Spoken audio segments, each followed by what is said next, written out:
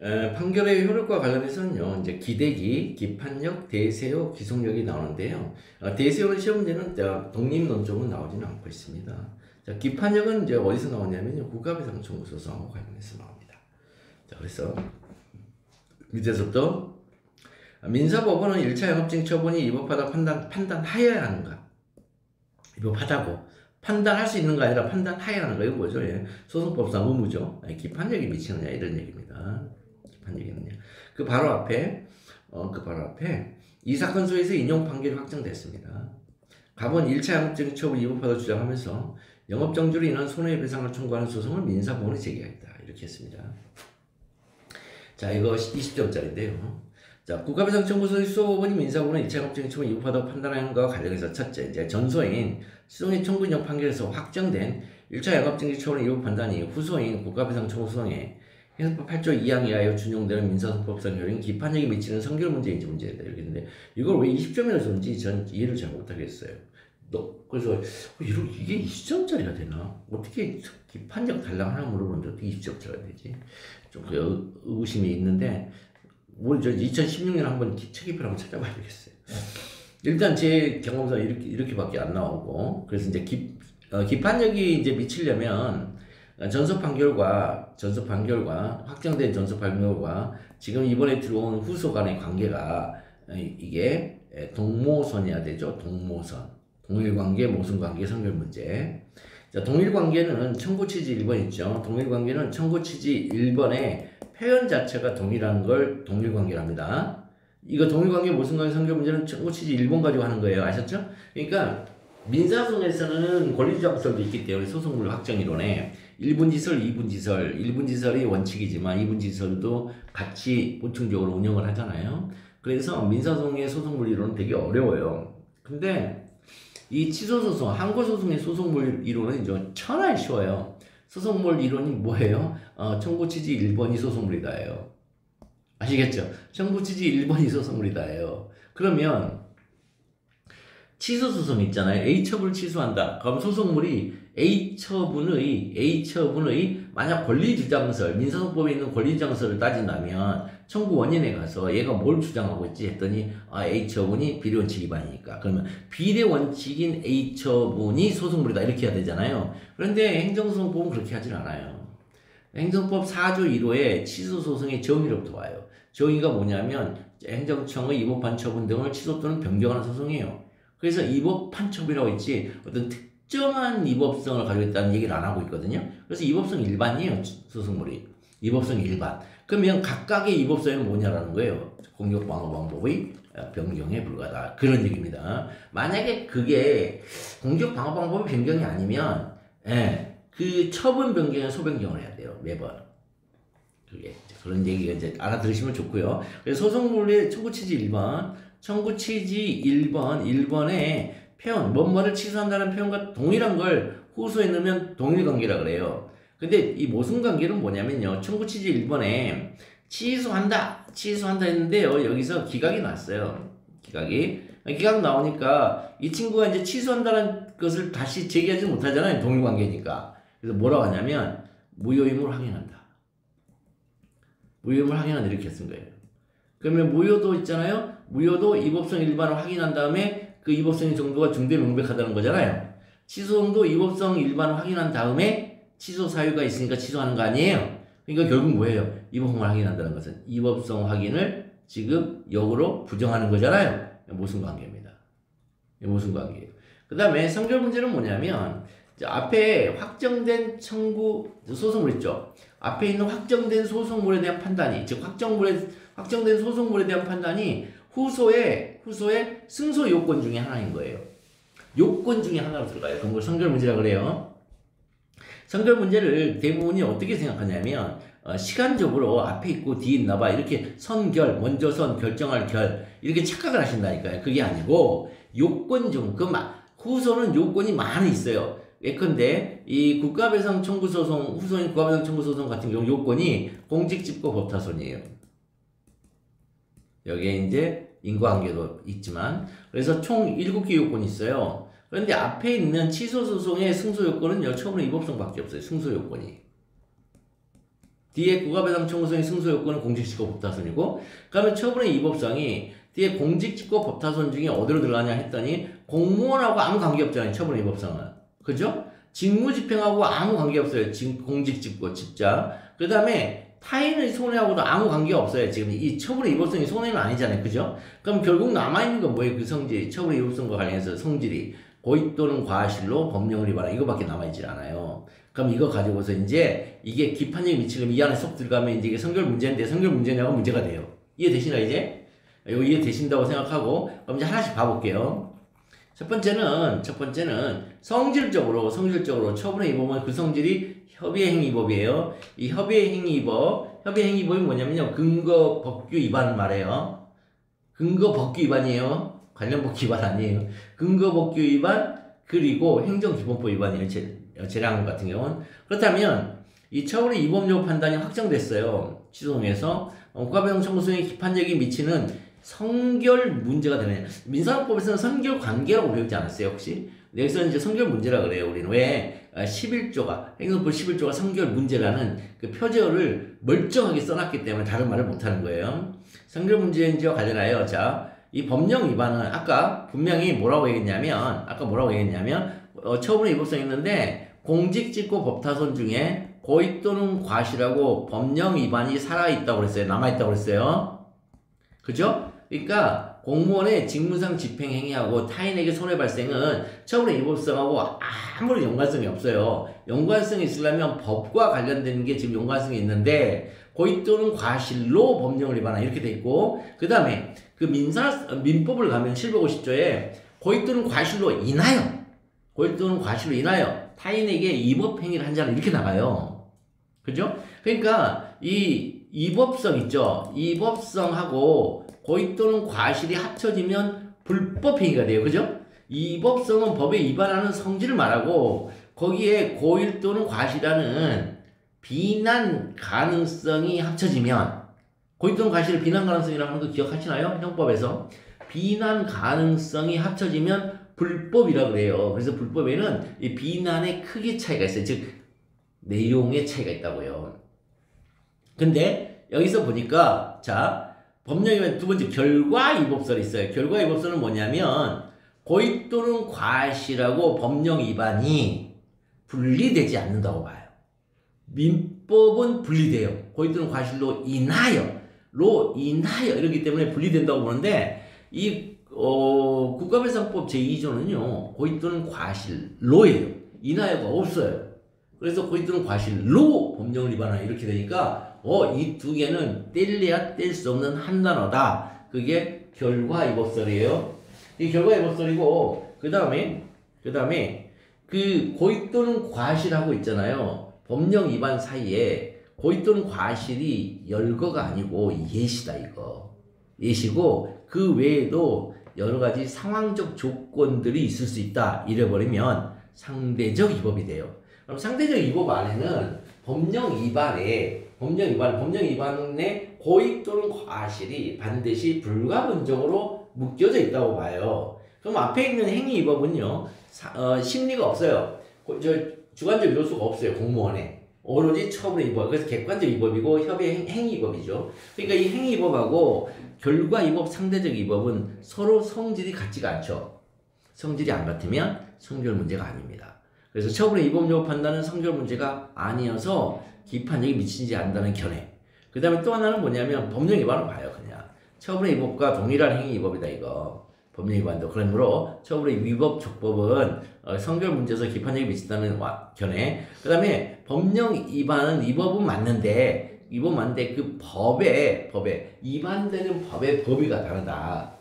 이 처분의 위법은 근거법 위반인데 이쪽에 오면은 직권남용도 있고 그 다음에 처분의 근거법의 직권을 남용하는 법은 없잖아요. 그러니까 직권남용도 있고 그다음에 비위행위 이런 것도 있다. 따라서 더 넓은 광해행위로 봐서 처분의 위법은 성결 문제여서 기판력에 미쳐서 반드시 판단해야 하나 처분의 적법은 성결 문제가 아니어서 기판력에 미치지 않으므로 다시 판단할 수 있다. 이렇게 보는 겁니다. 자, 이거 이해되시죠? 판례가 뭐라고 하냐면 취소 소송에서 청구 인용 판결이 확정되었다. 첫 번째. 그러면 판결이 확정됐어요. 판결이 확정되었다. 청구 인용 판결인데 판결이 확정되었어요. 그러면 그 기판력이 생깁니다. 그 기판력이 생겨요. 그래서 후소 소송인 국가배상 청구 소송의 기판력이 미칩니다. 그럼 미치면 어디에 미치냐 했더니 법령 위반에 미쳐요. 고의 또는 과실은 미치지 않아요. 그보다 추정되는 것은 아니다. 이런 뜻입니다. 추정이란 말 아시죠? 추정. 추정은 소송법적 용어입니다. 추정하고 간주는 소송법적 용어예요. 추정은 뭐냐면 입증 책임이 상대방으로 넘어갑니다.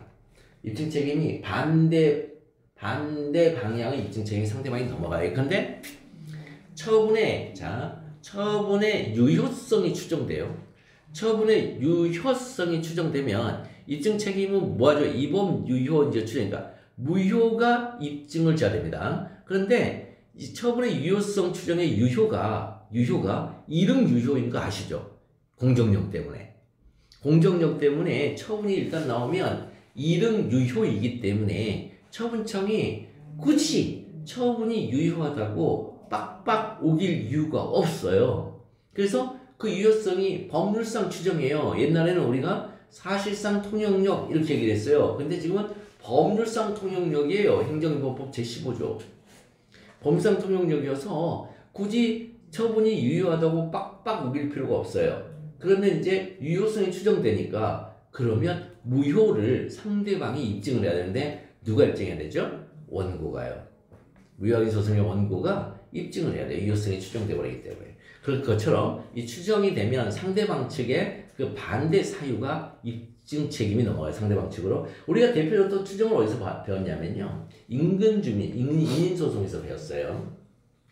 환경영향평가 대상 지역 내의 주민은 특사 환침 사추라고 했어요. 특별한 사정이 없는 한 환경상 침해 또는 침해 우려가 사실상 추정돼요. 그런데 이 추정은 법률상 추정이든 사실상 추정이든 똑같은 효과예요. 어쨌든 추정이에요. 그러면 그 환경상 이익의 침해가 있음이 추정돼 버렸어요.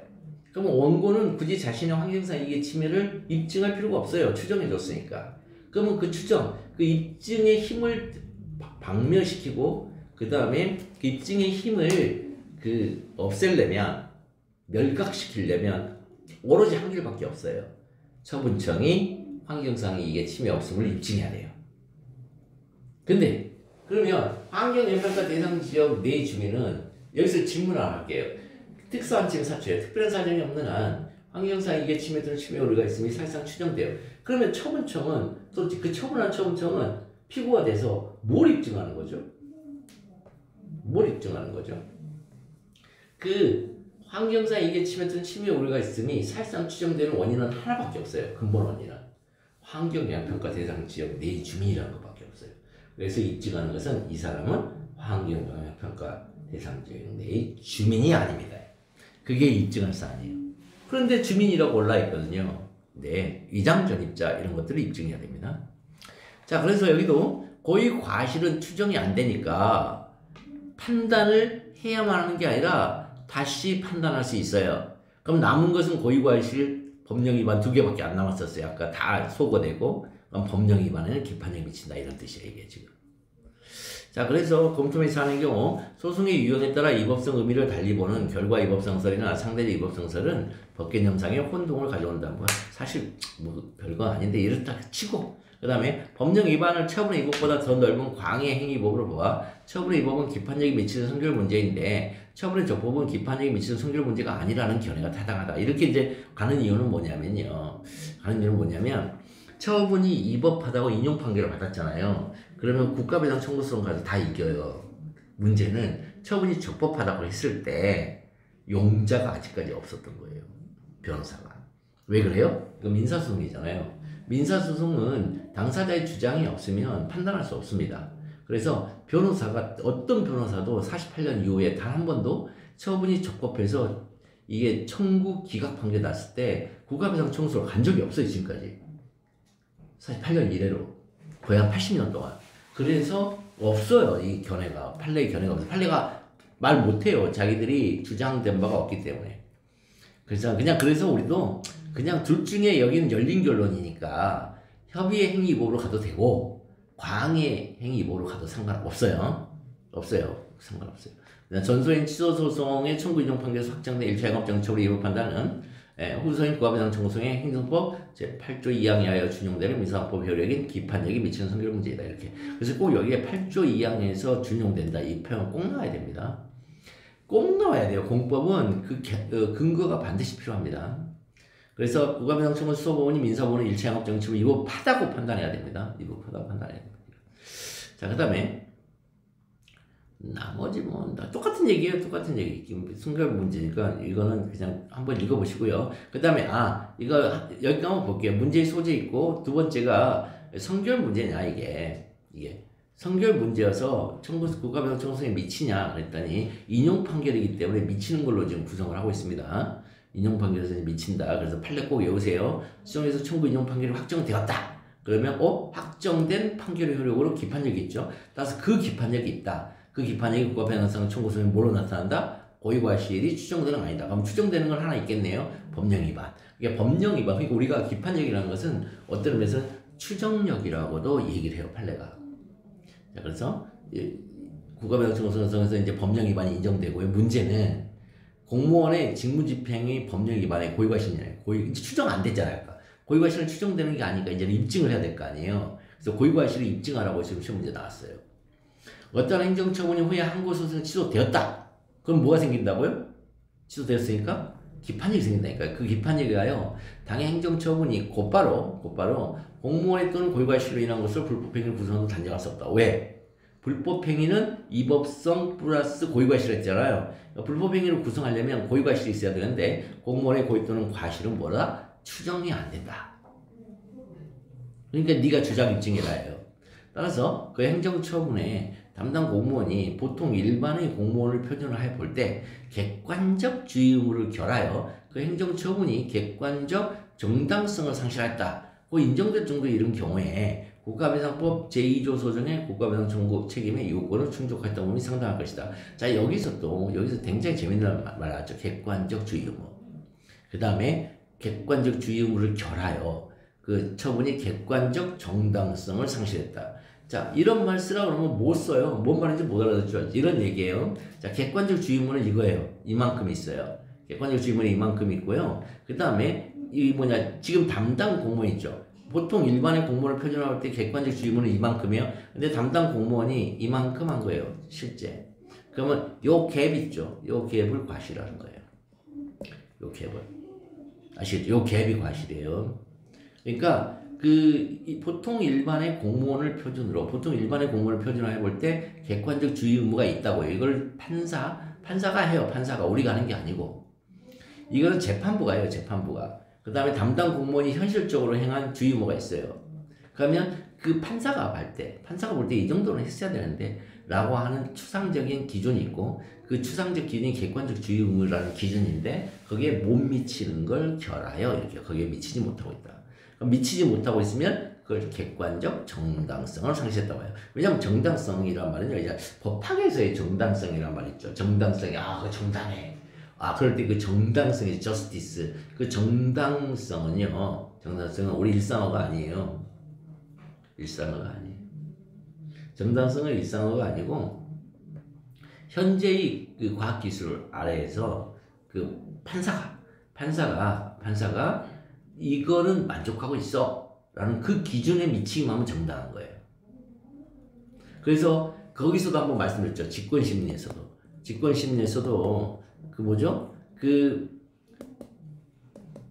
합리적으로 수긍할 수 있는 이릉의 입증을 해야 된다고 하거든요. 처분청이 적법사에 대해서. 그러면은 판사님이 생각하는 자기 기준에 딱 맞아 떨어져. 판사님이 생각하는 자기 기준에 어느 정도 자기가 생각하는 그 지점까지 합리적으로 수긍할 수 있는 이릉의 입증이 했어요. 그러면 그 처분은 정당하다고 그래요. 또 그때. 이 정당이라는 거는 판사님의 흡족함을 말합니다. 굳이 얘기하자면. 자, 그래서 영업정지 의결과 해당 제품 폐기명령 취소 인용 판결의 기판력은 관할구청장 의뢰 고의과실을 추정케 하지 않아요. 따라서 관할구청장 의뢰 고의과실을 원고가 입증해야 합니다. 여기까지 이제 나왔어요. 그럼 관할구청장은 식품의약품안전처 고시인 식품도의 표시기준. 자, 이게 뭐예요? 이게 객관적 주의 의무예요. 가장 대표적인 객관적 주의 의무가 이런 것들이에요. 객관적 주의 의무. 근데 객관적 주의 의무의 가장 대표 선수는 법이에요, 법. 법은 뭐죠?